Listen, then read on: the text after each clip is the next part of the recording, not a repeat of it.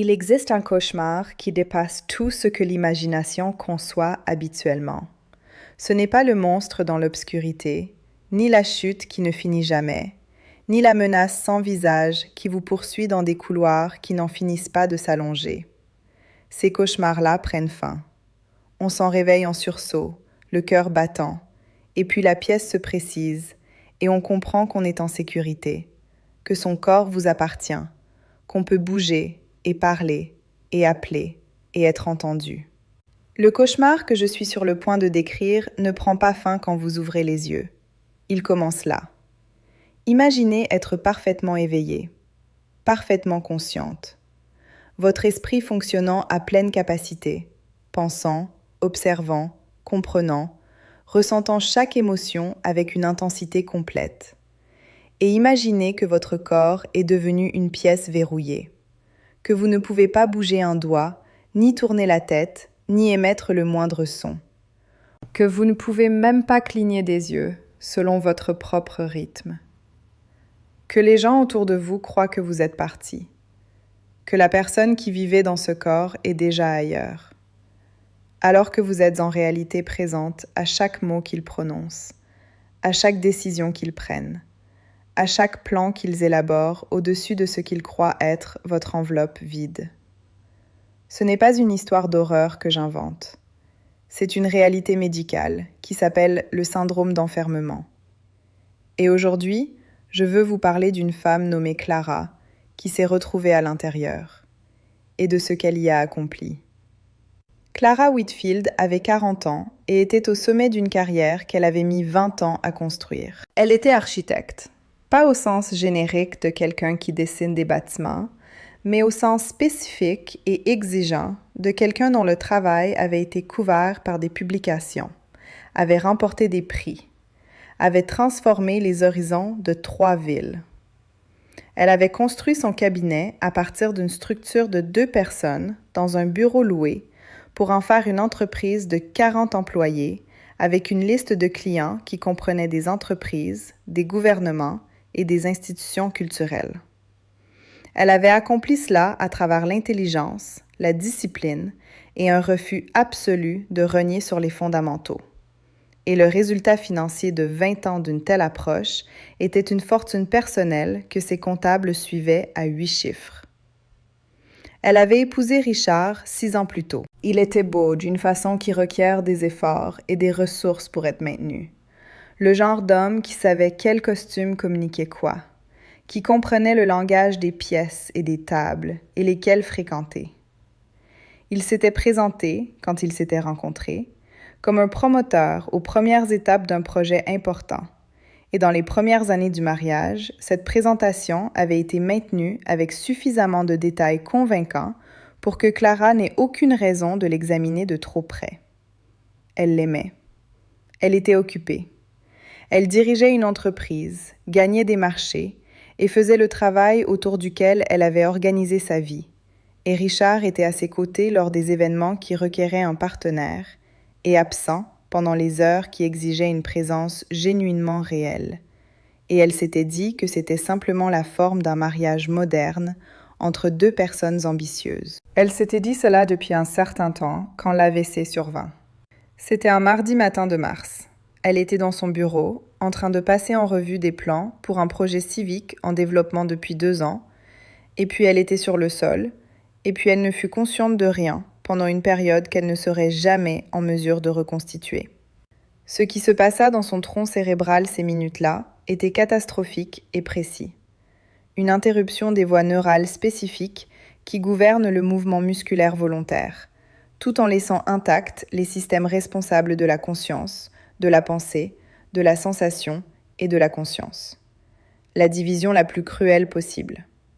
Tout ce qui rend une personne présente, et rien de ce qui lui permet de le démontrer. Elle se réveilla, si se réveiller est le bon mot pour revenir à la conscience, quand aucun signe extérieur de ce retour n'est possible, dans un lit d'hôpital. Elle pouvait voir le plafond. Elle pouvait voir, quand ses yeux se déplaçaient dans les seules directions qui leur étaient encore possibles, les murs et la fenêtre et l'embrasure de la porte. Elle pouvait entendre. Elle pouvait sentir.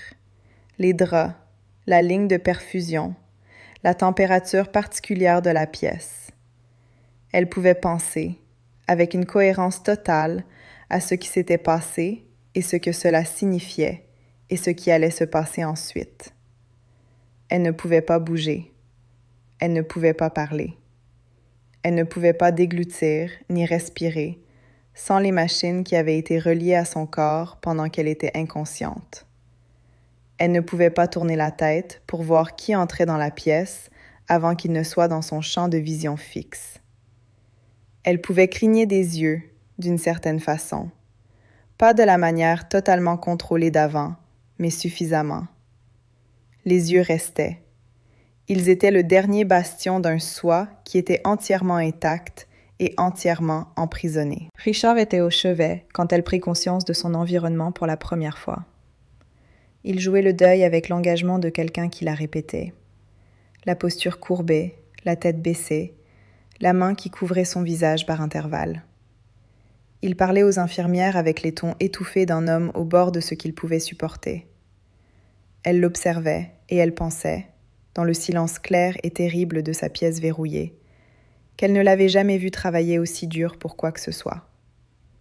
Le neurologue vint le 3e jour. Ce n'était pas un mauvais médecin, c'était un médecin compétent, opérant dans la difficulté genuinement réelle d'évaluer la conscience chez une patiente qui ne pouvait pas répondre aux commandes verbales et dont les mouvements oculaires n'avaient pas encore été systématiquement testés. Il expliqua à Richard, avec une précision clinique et une sollicitude manifeste, que les dommages au tronc cérébral de Clara étaient importants, que le pronostic de récupération significative était mauvais, que l'issue la plus probable était un état végétatif persistant. Il utilisa l'expression « qualité de vie ». Il discuta des options. Clara entendit chaque mot. Elle voulait crier. Le mot pour ce qu'elle voulait faire était crier.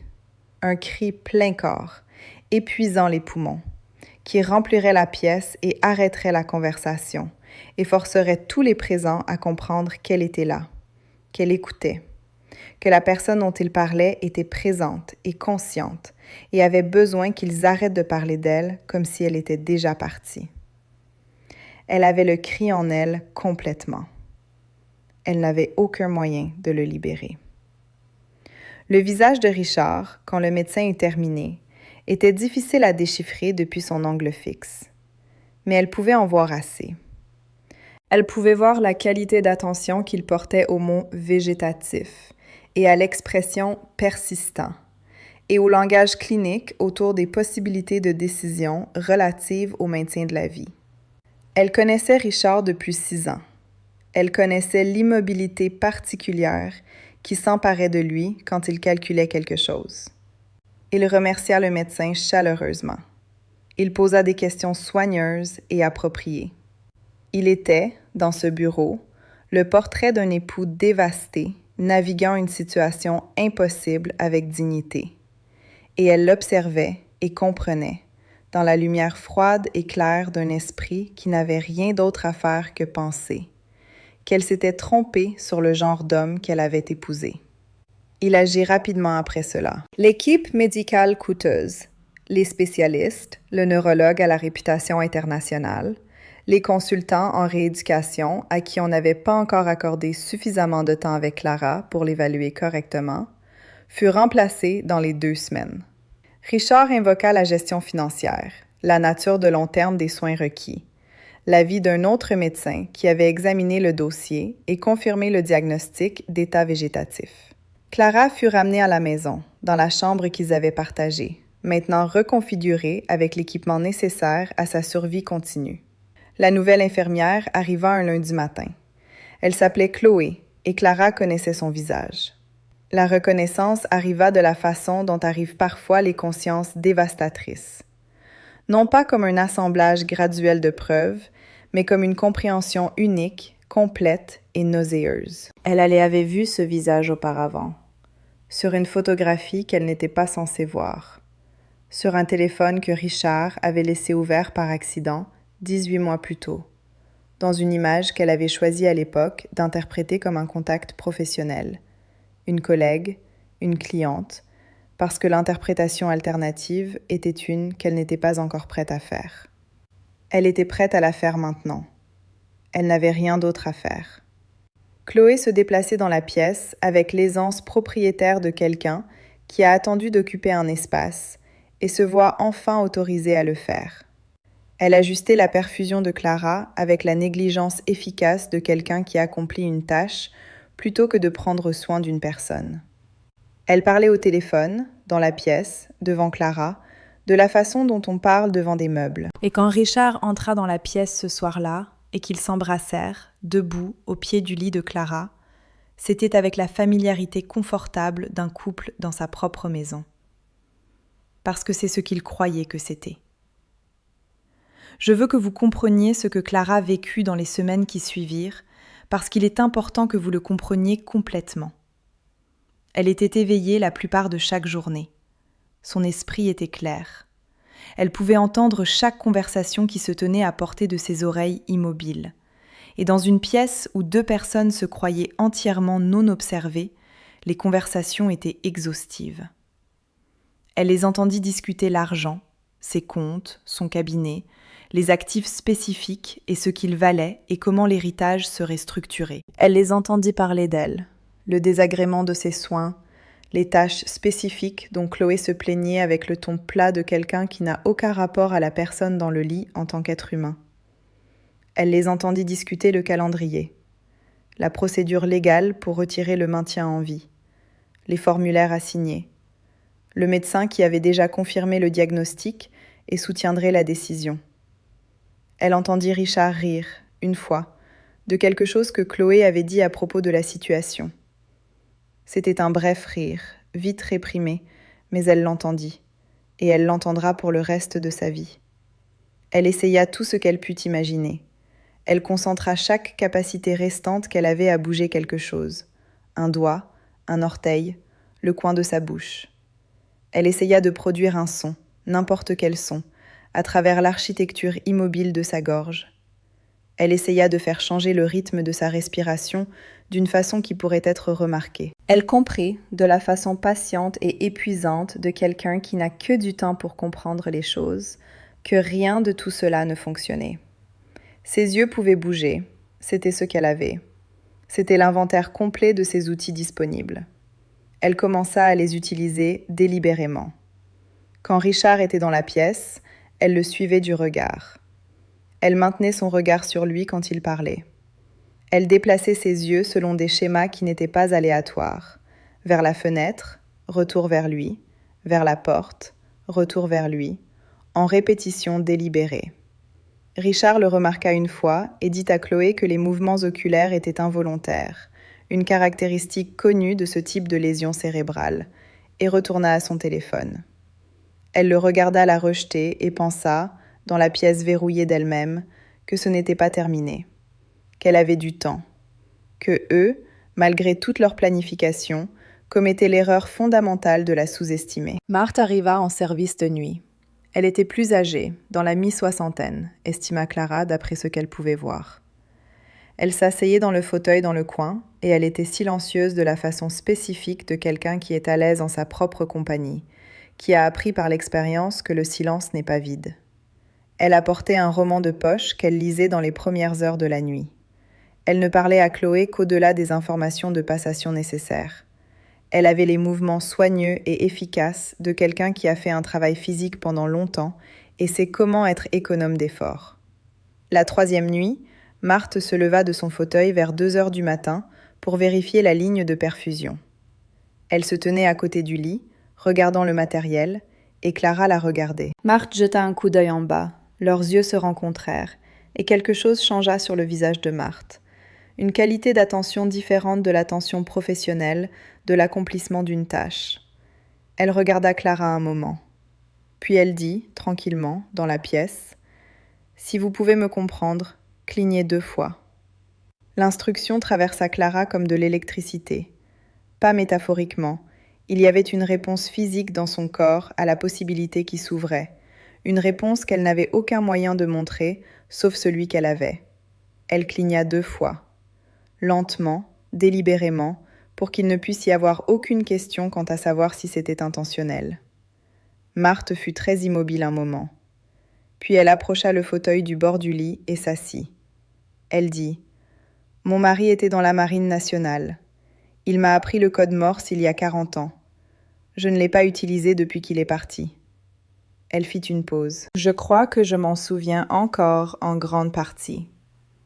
Si j'appelle des lettres et que vous clignez quand j'arrive à la bonne, nous pouvons parler. » Elle dit « Si vous êtes prête à essayer, clignez 2 fois. » Clara cligna 2 fois. Ce qui suivit, sur les 6 mois suivants, fut le travail le plus laborieux et le plus important que Clara eût jamais accompli. Elle travaillait dans les heures entre 1 et 4 heures du matin, quand la maison était silencieuse et Chloé et Richard dormaient, avec Marthe assise à côté du lit qui appelait des lettres en séquence tranquille, et Clara qui clignait aux bonnes, et Marthe qui les notait dans un carnet qu'elle gardait dans son manteau et rapportait chez elle chaque matin. Les progrès étaient lents. Dans la première semaine, elles établirent le rythme, calibrèrent le tempo, développèrent des raccourcis pour les mots courants. Dès la 2e semaine, Clara était capable de communiquer en phrases courtes. Dès la 4e semaine, elles avaient de vraies conversations. Limitées, laborieuses, chaque phrase prenant de nombreuses minutes, mais de vraies conversations, dans lesquelles l'intelligence et la précision totale de Clara étaient présentes et opérationnelles. Elle dit à Marthe qui elle était. Elle lui parla du cabinet, des actifs, de ce qu'elle avait entendu Richard et Chloé dire dans cette pièce. Elle lui parla de l'évaluation du médecin et pourquoi elle croyait qu'elle était erronée ou utilisée comme telle. Elle lui parla de la photographie qu'elle avait vue 18 mois plus tôt et de ce qu'elle comprenait maintenant qu'elle signifiait. Marthe écouta tout cela. Elle nota tout cela. Et puis elle dit, de la façon soigneuse de quelqu'un qui a décidé de faire quelque chose d'important et ne prend pas la décision à la légère, « Dites-moi ce dont vous avez besoin. » Ce dont Clara avait besoin, c'était de ses avocats. Le cabinet avait représenté ses intérêts personnels pendant 11 ans et l'associé principal, une femme nommée Patricia Holt, qui avait construit la pratique successorale et patrimoniale du cabinet et qui avait, dans l'évaluation de Clara, le tempérament de quelqu'un qui ne s'effraie pas facilement, était quelqu'un en qui Clara avait une confiance totale. Elle donna à Marthe le numéro du bureau. Elle lui donna la langue spécifique à utiliser lors du premier appel, des informations particulières qui confirmeraient à Patricia que la communication venait genuinement de Clara. Patricia vint à la maison un mardi après-midi, se présentant comme une assistante sociale effectuant une visite de contrôle de routine. Richard était présent pour une partie de la visite et était charmant et coopératif et entièrement inconscient de ce qui se passait réellement quand Patricia s'assit à côté du lit et conduisit ce qui semblait être une évaluation standard. Ce qui se passait réellement, c'est que Clara, avec le coaching de Marthe et un système de clignement qu'elles avaient affiné pendant des semaines, confirmait à son avocate qu'elle était consciente, compétente et capable de mandater un conseil. Patricia quitta la maison et déposa immédiatement une demande d'ordonnance de protection d'urgence et initia un gel complet des comptes personnels de Clara. Elle retint un neurologue indépendant de réputation internationale pour examiner le cas de Clara. Elle contacta un détective avec lequel elle avait travaillé sur des affaires de fraude précédentes. Les caméras étaient l'idée de Marthe. Elle les suggéra un jeudi soir, tranquillement, avec la résolution pratique de quelqu'un qui comprend que la documentation est ce qui transforme une conversation en preuve. Le cabinet de Clara avait un compte auprès d'une société de sécurité. Elle connaissait le nom du contact, elle connaissait les codes d'autorisation. Marthe passa l'appel. L'installation fut arrangée pour un mercredi où Richard et Chloé avaient prévu d'être absents de la maison. Des plans que Clara avait entendu discuter avec suffisamment de détails pour connaître le timing et la durée. Les caméras étaient petites et discrètes et positionnées pour couvrir les angles de la pièce qui importait. Ce qu'elles enregistrèrent sur les 3 semaines suivantes serait décrit plus tard par le détective en charge de l'affaire comme parmi la documentation d'intention la plus complète qu'il ait rencontrée en 20 ans de travail. Richard et Chloé n'étaient pas prudents dans cette pièce. Il croyait être seul avec une personne qui n'était pas présente, et il parlait en conséquence. Du calendrier des procédures légales, des comptes spécifiques auxquels il comptait accéder en premier, des détails de ce qu'ils appelaient la transition, dans un langage qui rendait son sens clair dans le contexte de tout ce qui l'entourait. Elles enregistrèrent de l'audio de Richard, disant à Chloé la date qu'il avait fixée pour le rendez-vous chez le notaire et ce qui se passerait après. Elles enregistrèrent la conversation exacte qu'ils auraient ensuite à entendre à nouveau devant un détective, dans une pièce où leurs expressions seraient très différentes de celles qu'ils avaient l'après-midi où ils avaient prononcé ces mots pour la première fois. Marthe ne vacilla jamais. C'est important à dire clairement. Elle était une femme plus âgée qui travaillait en service de nuit pour un salaire modeste, qui avait découvert que la personne dans ses soins était consciente et faisait l'objet d'une conspiration, et qui avait décidé, sans délibération prolongée, qu'elle allait faire quelque chose à ce sujet. Elle gardait le carnet. Elle passait les appels quand nécessaire. Elle maintenait son comportement ordinaire à travers chaque passation de service de jour, à travers les apparitions occasionnelles de Richard dans la pièce la nuit, quand il n'arrivait pas à dormir, à travers la pression accumulée de savoir ce qui venait et de ne pas pouvoir montrer qu'elle le savait. Elle avait été mariée à un homme de la marine pendant 30 ans. Elle comprenait quelque chose sur l'importance de tenir une position. Le matin du rendez-vous chez le notaire arriva un jeudi d'octobre. Richard et Chloé étaient dans le salon. Elle ne pouvait pas les voir du lit, mais elle pouvait les entendre. Le pop d'une bouteille de champagne, qui arriva avec le timing particulier de personnes qui ont décidé de célébrer quelque chose avant qu'il soit techniquement terminé. Elle entendit des verres. Elle entendit le confort de 2 personnes qui croient que la partie difficile est derrière elles et qu'il ne reste plus que la formalité administrative. La sonnette retentit à 11 heures. Elle entendit les pas de Richard dans le couloir, le rythme spécifique de quelqu'un qui s'attend à trouver un notaire et est prêt pour que cela se conclue. Elle entendit la porte s'ouvrir. Elle entendit la voix d'un homme qui n'était pas un notaire. La voix dit « Richard Calloway, je suis l'inspecteur Frank Riordan de la brigade criminelle. Je suis ici avec des officiers qui ont un mandat pour votre arrestation, sous des charges incluant complicité de tentative de meurtre, fraude financière et négligence criminelle envers un adulte dépendant.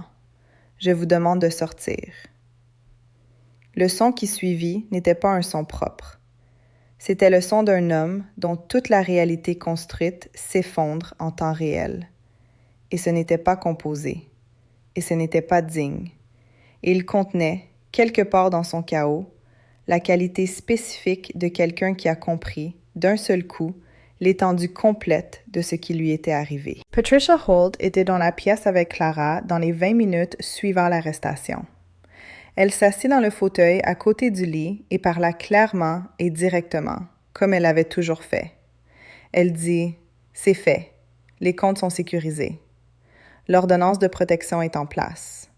Le neurologue indépendant arrive cet après-midi. Vous allez demain matin dans un centre de rééducation, l'un des meilleurs du pays, et vos soins seront financés par vos propres actifs, qui sont maintenant dans un fonds fiduciaire auquel personne ne peut accéder qu'en votre intérêt. » Elle fit une pause. « C'est vous qui avez fait ça. Vous et Marthe.